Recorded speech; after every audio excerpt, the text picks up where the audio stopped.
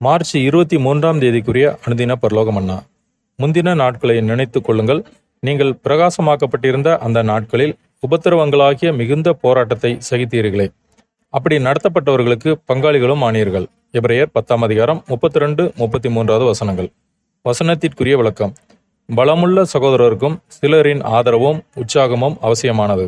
நாம் எவ்வளவாக கிறிஸ்துவின் மேல் சார்ந்தவர்களாக அவர் ஊழியத்தில் ஈடுபட்டாலும் நம்முடைய சுயபலம் நமக்கு போதாது.